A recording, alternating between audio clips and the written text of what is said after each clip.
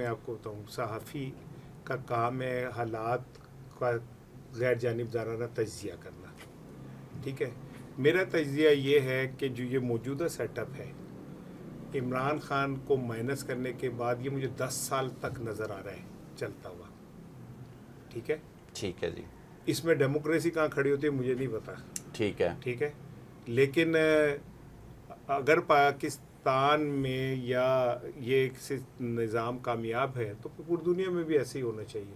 لیکن اگر پوری دنیا یہ سمجھتی ہے کہ نہیں کسی بھی قوم کی عزت اس کے ووٹ سے ہوتی ہے تو پھر میں بات کروں گا کہ اگر پاکستان میں ووٹ کو عزت نہیں ملے گی اور پاکستان میں ووٹ کی ویلیو اور اہمیت نہیں ہوگی تو میں تو بولوں گا.